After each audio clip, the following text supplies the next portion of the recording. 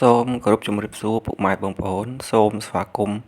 ជាថ្មីម្ដងទៀតមកកាន់ Channel រាត្រីជក់ខ្មោចនៅថ្ងៃនេះរាត្រីជក់ខ្មោចបានពំនាំយកនៅសាច់រឿងថ្មីមួយទៀតដើម្បីយកមកចែកជូនដល់ពុកម៉ែបងប្អូនស្ដាប់កំសាន្តក៏ប៉ុន្តែរឿងរ៉ាវមួយនេះគឺ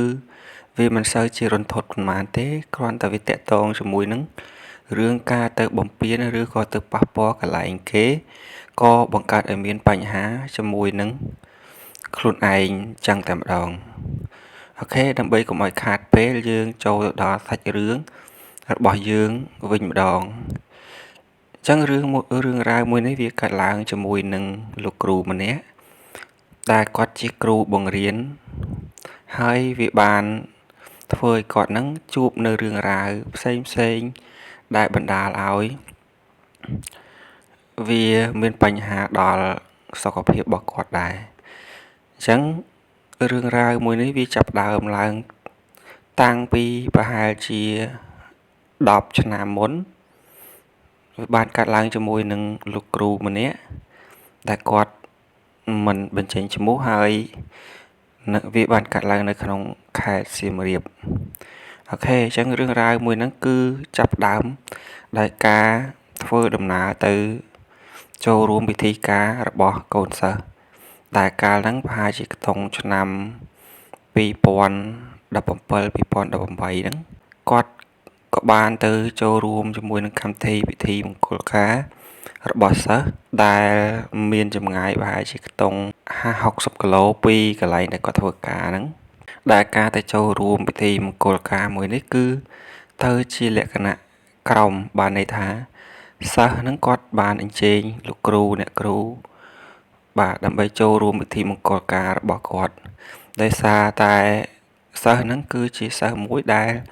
គាត់ធ្លាប់រៀននៅសាលាហ្នឹងហើយក៏គាត់ធ្លាប់ធ្វើការជាមួយនឹងសាលាផងដែរបានន័យថាពីមុនគាត់ធ្វើការយូរជាមួយនឹងសាលាហ្នឹងគឺជាដំបូងគឺចាប់ដើមពីសន្តិសុខដែលអ្នកស្នាក់នៅក៏ដូចជាអ្នកមើលការខុសត្រូវនៅសាលា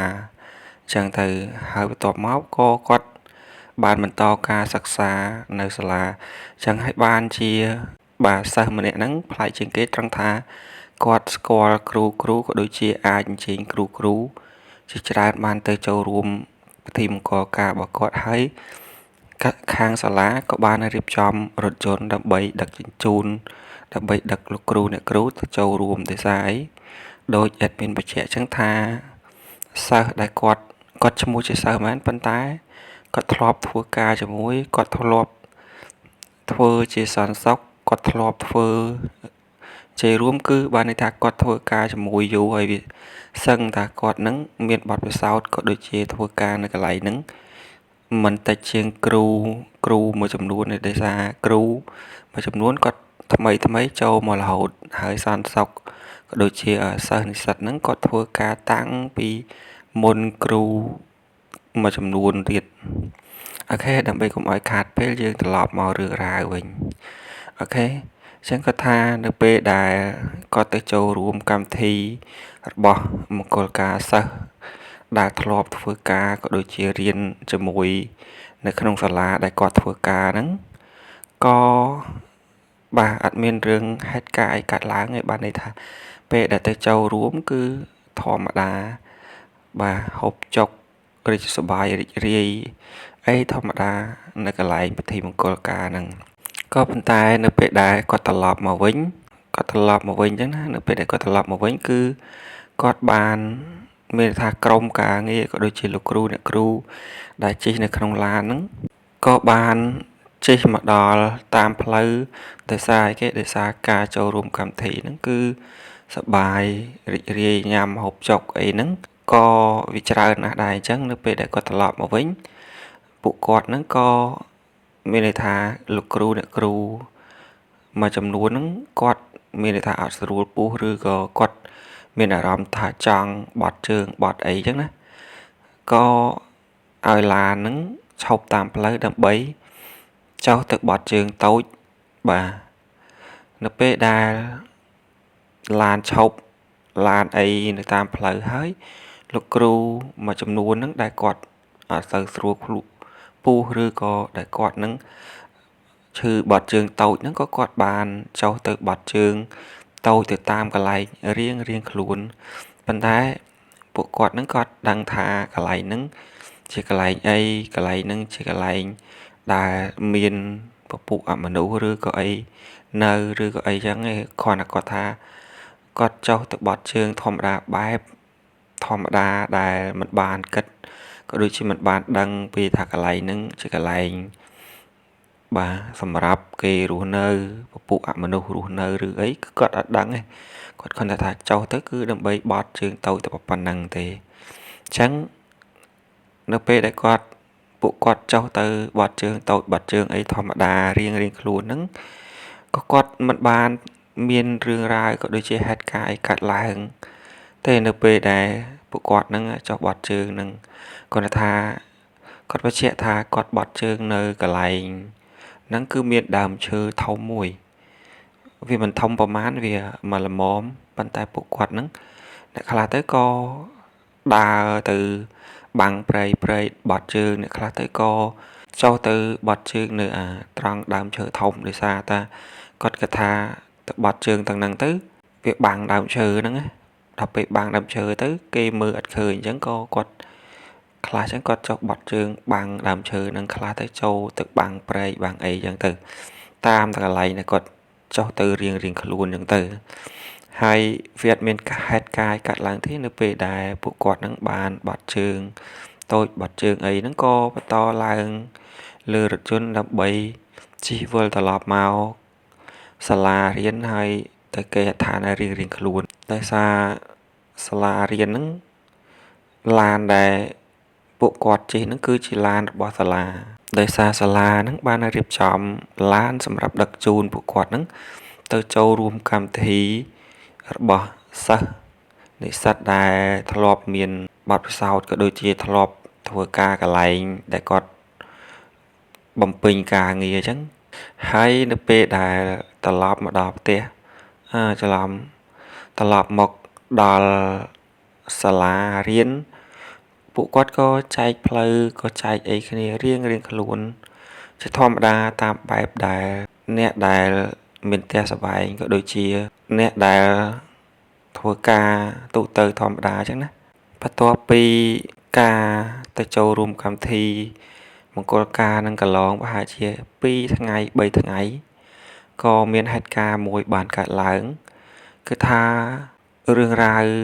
ក៏ដូចជាហេតុការណ៍នឹងបានកើតឡើងជាមួយនឹងលោកគ្រូម្នាក់ហេតុការណ៍ហ្នឹងគឺថានៅពេលដែលពួកគាត់ហ្នឹងកំពុងតែបំពេញការងារនៅក្នុងសាលារៀងខ្លួនក៏ស្រាប់តែលោកគ្រូម្នាក់មានអាការៈរបៀបថាមានអាការៈព្រឺព្រួចមានអាការៈញីញ័រក៏ស្រាប់តែគាត់คล้ายទៅជារបៀបថាមនុស្សមួយដែលវាលែងជាខ្លួនឯងណាមានន័យថាញាក់ញ័រហើយព្រឺព្រួចហើយក៏ខំហើយនៅពេលដែលខំអញ្ចឹងគឺលោកគ្រូអ្នកគ្រូផ្សេងក៏គាត់មិនបានចាប់អារម្មណ៍ពីព្រោះអីដោយសារលោកគ្រូហ្នឹងទម្លាប់របស់គាត់គឺធ្លាប់លេងមានន័យថាចូលចិត្តលេងរបៀបថាស្មូតរបៀបថាពិសេសជាងគេគឺតាក់ទងការស្មូតដល់ពេលអញ្ចឹងទៅលោកគ្រូអ្នកគ្រូផ្សេងទៀតគាត់គិតថាគឺជាការលេងរបស់គាត់អត់គិតថាវាជារឿងរ៉ាវមួយដែលពពួកអមនុស្សឬក៏វិញ្ញាណចូលខ្លួនអីទេក៏អត់បានទៅចាប់អារម្មណ៍អត់បានអីជាមួយនឹងគាត់ទៅក៏ប៉ុន្តែនៅពេលដែលមើលស្ថានភាពទៅវាខុសប្លែកកាន់តែនេះខ្លាំងឡើងហើយការក្រហមការញាក់ញ័រការអីរបស់ហ្នឹងគឺវាធ្វើឲ្យរបៀបថាម្នាក់ចាប់ផ្ដើមមានអារម្មណ៍ថាអត់ស្រួលហើយព្រឺហើយគេមានន័យថាវាខុសពីធម្មតាអញ្ចឹងណានៅពេលហ្នឹងក៏មានលោកគ្រូម្នាក់គាត់បានទៅ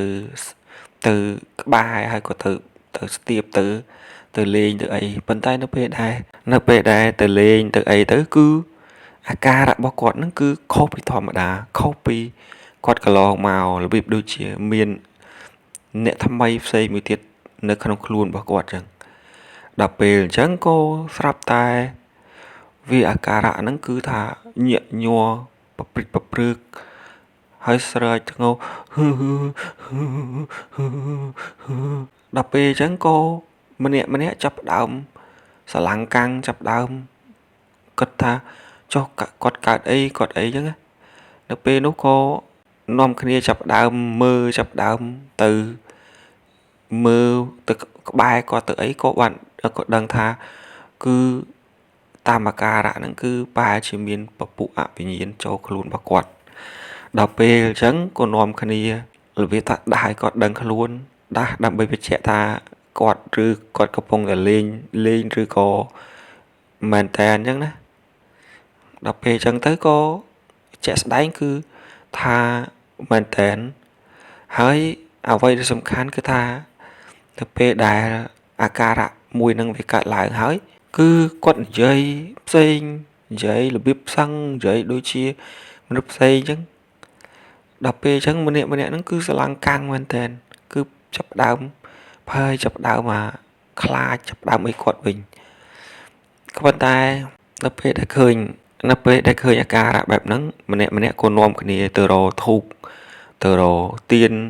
រកអីហ្នឹងដើម្បីអុជដើម្បីសុំគេក៏ប៉ុន្តែបញ្ជាក់ថានៅពេលដែលយកធូបយកអីមកអុជដើម្បីសុំគេសុំអីឲ្យចេញពីខ្លួនចេញពីអីហ្នឹងគឺគេអត់ព្រមទេមានន័យថាគេអត់ព្រមចេញអត់ព្រមអីពីខ្លួនគាត់ទេក៏ប៉ុន្តែអ្វីដែលសំខាន់គឺថាខ្លួនរបស់លោកគ្រូម្នាក់ហ្នឹងគឺតូចទេបានន័យថាគាត់ជាមនុស្សតូចមិនសូវជាមាឌធំមិនសូវជាអីអ្វីដែលសំខាន់មាឌតូចហ្នឹងឯងប៉ុន្តែលោកគ្រូផ្សេងទៀតដែលមាឌធំខ្ពស់មាំហ្នឹងគឺចាប់គាត់អត់ជាប់ទេបានន័យថា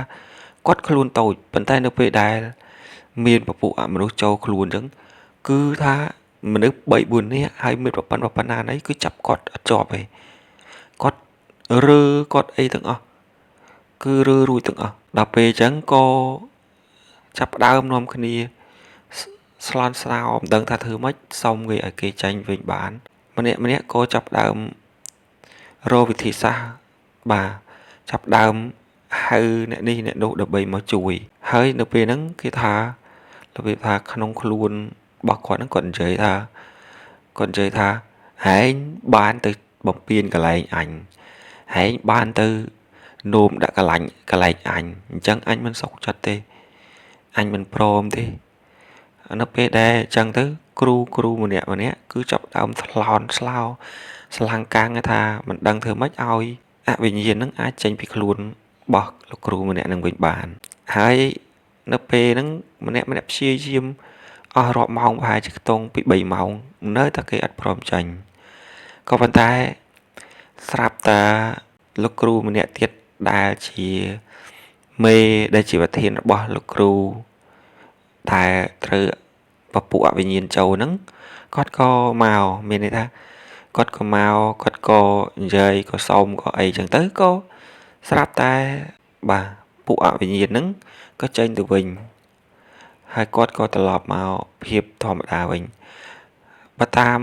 សម្ដីរបស់គាត់ហ្នឹងក៏ថាប្រហែលជាគ្រូវិមុនហ្នឹងគ្រូផ្សេងហ្នឹងមិនមែនជាគ្រូរបស់មិនមែនជាមេកាយឬក៏មិនមែនជាប្រធានរបស់លោកគ្រូហ្នឹងដល់ពេលអញ្ចឹងខ្មោចហ្នឹងក៏ឬក៏ពពួកអវិញ្ញាណហ្នឹងក៏មិនព្រមចេញ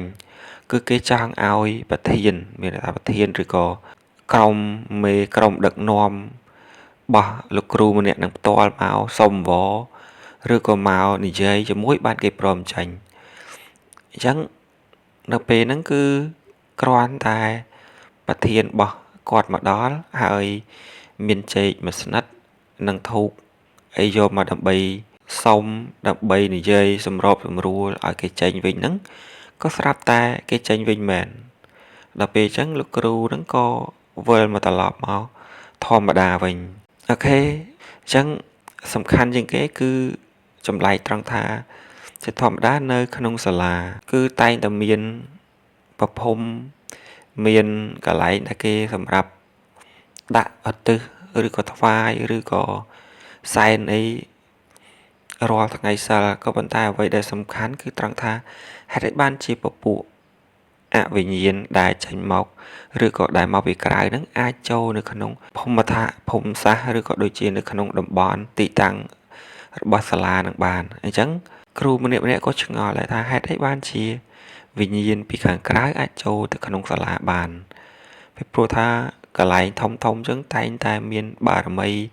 មានប្រភពមានអីការពារនៅហ្នឹងហើយអូខេអញ្ចឹងរឿងរ៉ាវហ្នឹងគឺវាមានប៉ុណ្ណឹងអត់មានសូមបញ្ជាក់ផងដែរថាបើសិនជាបងប្អូនដែលទៅធ្វើដំណើរឬក៏ទៅណាមកណានៅពេលដែលចង់បត់ជើងក៏គួរតែមើលកន្លែងក៏គួរមើលបាទមុននឹងបត់ជើងមានថាមើលឲ្យគ្រប់ជ្រុងជ្រោយមើលថាកន្លែងណាដែលយើងគួរបត់ជើងបានឬកន្លែងណាមិនគួរបត់ជើងបានពីព្រោះយើងអត់ដឹងថាកន្លែងណានឹងជាកន្លែងដែលគេរស់នៅកន្លែងណាជាកន្លែងដែលមានពពួកវិញ្ញាណឬក៏អមនុស្សរស់នៅទេអញ្ចឹងយើងគួរតែធ្វើការប្រុងប្រយ័ត្នមើលមុខមើលក្រោយមើលឆ្វេងមើលស្ដាំមើលទីតាំងឲ្យច្បាស់លាស់មុននឹងយើងសម្រេចចិត្តបត់ជើងកន្លែងហ្នឹងពីព្រោះអីកាលណាយើងនឹងទៅប៉ះពាល់កន្លែងគេទោះបីជាយើងអចេតនាឬក៏យើងមិនបានដឹងថាកន្លែងហ្នឹងមានគេនៅក្តោយក៏ប៉ុន្តែពពួកអវិញ្ញាណគេមិនគិតអញ្ចឹងឯងកាលណាយើងទៅប៉ះពាល់កន្លែងគេបើគេខឹងគេនឹងតាមធ្វើបាបគេនឹងចូលមកដើម្បីធ្វើឲ្យយើងនឹងមានបញ្ហាមានអីចឹងទៅអូខេអញ្ចឹងរឿងរ៉ាវ admin យកមកចែករំលែកនៅថ្ងៃនេះគឺមានប៉ុណ្ណឹងបាទសូមជូនពរពុកម៉ែបងប្អូនជួបតែសេចក្តីសុខហើយនឹងជួបជាមួយនឹង admin ជាថ្មីម្ដងទៀតនៅរឿងបន្ទាប់ទៀតសូមអរគុណ